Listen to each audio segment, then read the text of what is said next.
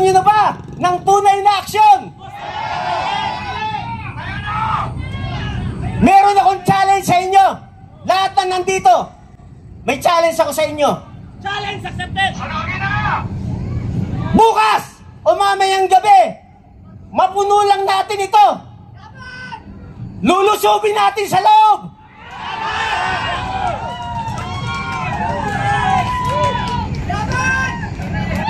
Oh, marami tayo. Kahit may barikada, pasukin natin. Oh, deal ko sa inyo.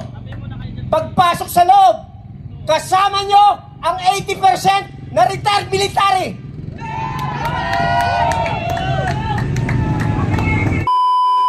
So, ang gumaganap nito, taong bayan. Ito, pakinggan nyo. Sa oras ng halalan, kahit anong sulok dito sa bansa, kahit iskinita, pinapasok ng mga politiko. Tama, mali? Kapag nanalo na sila, bumalik ba sila sa taong bayan at sinabi ang ganito? Dahil tinulungan nyo akong maupo sa pwesto ko, ano ba ang gusto nyong gawin ko para maibsa na ang kahirapan nyo? May gumawa ba niyan? Malaking pagkakamali na yung nangyayari sa bansa na hindi na to biro. Dati ang nakawan, libo, naging daang libo, naging milyon, ngayon bilyon, umabot ng trilyon. Pag hinayaan pa natin ito, wala nang mangyayari sa bansa natin. Isipin niyo ito, tayo ang nag-upo sa kanila sa loob. Yun ang perception ng karamihan. Pero hindi natin naisip, kung tayo talaga ang nag-upo sa kanila, hindi nila gagawin ito sa atin. Pero bakit ganyan sila? Dahil mandarayang machine sa Smartmatic ang nag-upo sa kanila, hindi taong bayan. Yan ang katotohanan. Malalim na problema ng bansa. 3 araw tayo magsasama-sama rito. Hindi tayo natatakot dahil kakampi natin. Wala tayong kulay rito. Kaya nga nung nanawagan kayo, napakinggan namin ni General Romy. Sabi ni General Romy, puntahan natin, kawawa naman sila. Kaya po tayo nandito. Tapos may nanawagan kanina na iniimbita nila, kahit mga liberal, kahit sila, mga supporter ng Duterte, kahit lahat, pinanawagan kaninang umaga. So, napakinggan namin yon. Yun ang maganda kasi wala akong nakikitang bandera rito, makabayan, walang liberal, walang pro-Duterte. Kaya hindi dumadami ang tao sa kalsada pag nagrarally. Pag nakita ng tao na politika, nauumay na. Umay na ba kayo sa politika? Gusto niyo na ba ng tunay na aksyon? Ulitin ko gusto niyo na ba ng tunay na aksyon? Meron akong challenge sa inyo. Lahat na nandito, may challenge ako sa inyo. Challenge accepted! Bukas o mamayang gabi, mapuno lang natin ito. Lulusubin natin sa loob.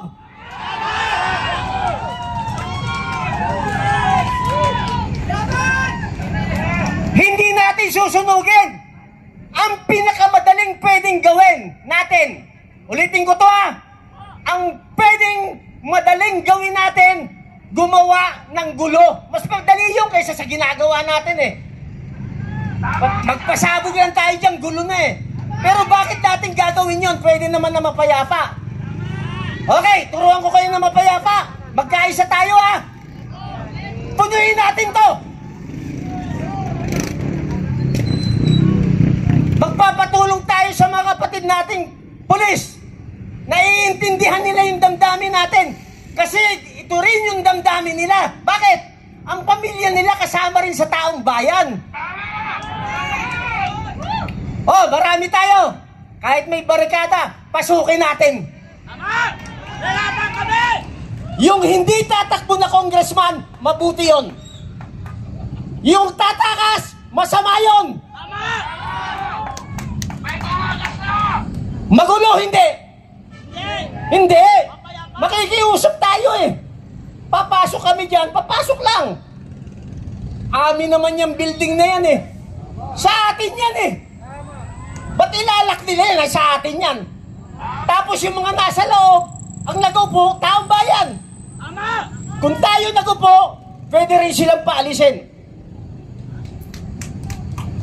Ba't kayo natatakot? Hindi kami tatakot! Kaya lang, ang hirap natin gawin, bakit? Pwede ba nating sabihin, napapaligiran namin kayong mag-isa ko? Mag-isa lang ako. Lulusobin namin kayo, 10 kami. May nangyari bang ganon? Paano tayo? Marami tayong kaibigan gusto na ng gulo. Huwag nating gayahin yung nangyari sa Nepal, nagkapatayan. Yung nangyari sa Indonesia, maraming bansa. Kaya naman natin eh. The only solution for us to win is to have at least, hindi na milyon, 100,000 lang rito. Pasok na tayo sa loob eh. O, deal ko sa inyo. Pagpasok sa loob, kasama nyo ang 80% na retired military.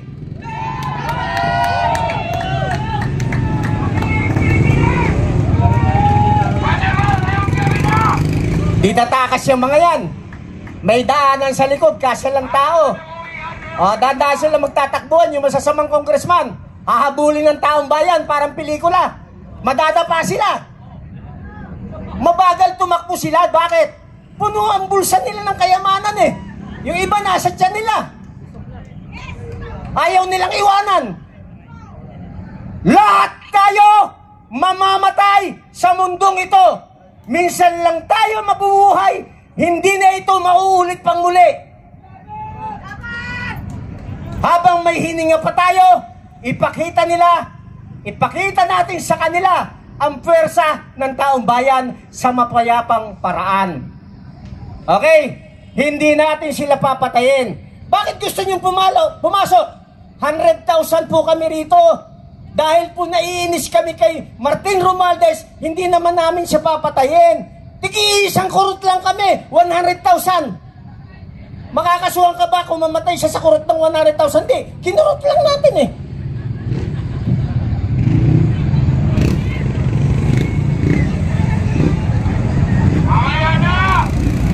Ang bansa natin, hindi mababago kung hindi tayo aaksyon. Maniwala kayo. Hindi politika ang solusyon sa bansang ito. Kahit nga wala tayong gawin eh. Gusto niyo walang gawin tayo? 1 milyon dito, wala tayong gagawin. Palagay niyo anong gagawin nila? Matatakot sila? Hindi. Matatakot yung mga yan sa dami natin. Bakit? 1 milyon. Nagkaisa.